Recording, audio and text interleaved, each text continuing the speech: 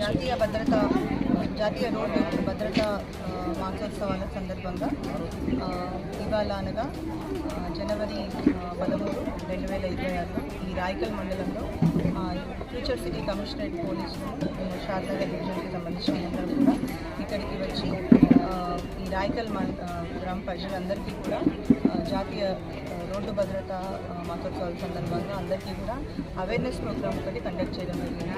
దాదాపు 300 నుంచి 400 మంది అందరూ కూడా వచ్చారు, విలేజర్స్ అందరూ కూడా. సో దీంట్లో పెద్దవాళ్ళు, చిన్నవాళ్ళు, యూత్ అందరూ కూడా వచ్చారు. సో దీంట్లో భాగంగా ఫస్ట్ విక్టిమ్స్ అంటే రోడ్డు ప్రయాణంలో కొడుకుని కోల్పోయిన వాళ్ళు కొందరు, వాళ్ళు తమ్ముడిని కోల్పోయిన వాళ్ళు కొందరు, వాళ్ళ బాధ షేర్ చేసుకున్నారు. అందరికీ కూడా తెలుసు ఎంత బాధాకరంగా ఉంటుందో మన ఫ్యామిలీలో ఒక పర్సన్ని, మన ఫ్రెండ్స్ని కోల్పోయినప్పుడు. సో మేము అనలైజ్ చేసుకుంటే ఎక్కువ మర్డర్స్ కన్నా, పోక్సో కేసెస్ కన్నా ఎక్కువ కన్నా అన్నిట్లో కన్నా road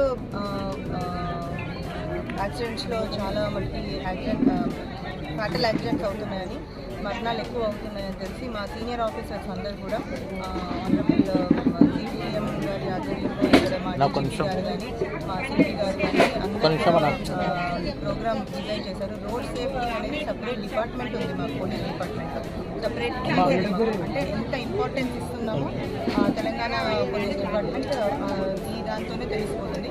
so separate exclusive department road safety దాని గురించి ఉంది. సో ఆ డిపార్ట్మెంట్ ఆ వింగ్ ఆధ్వర్యంలో ప్రతి ఒక్క గ్రామం కూడా, ప్రతి ఒక్క టౌన్ కూడా కవర్ చేయమని చెప్పి మా సీనియర్ ఆఫీసర్స్ ఇన్స్ట్రక్షన్స్ ఇచ్చారు.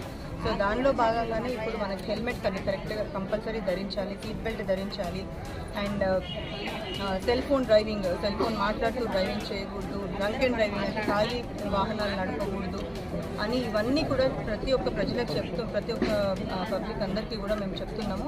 ఇక్కడికి విచ్చేసిన అమ్మలకు అందరికీ కూడా చాలామంది 50+ వాళ్ళు, 40+ వాళ్ళు వచ్చారు ఇక్కడ అందరికీ కూడా.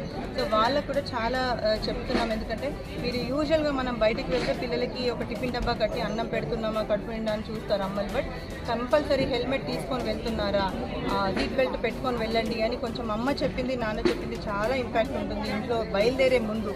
కాబట్టి వాళ్ళందరికీ కూడా ఎడ్యుకేట్ చేయడం జరిగింది. మా ఎయిమ్ అందరిది ఒకటే, తెలంగాణ స్టేట్ పోలీస్ అందరిది ఎయిమ్ ఒకటే, ఏంటంటే మన దగ్గర మరణాలు యాక్సిడెంట్స్ ద్వారా చాలా రిడక్షన్ అవ్వాలి, అంటే ఆల్మోస్ట్ జీరోకి పడిపోవాలి.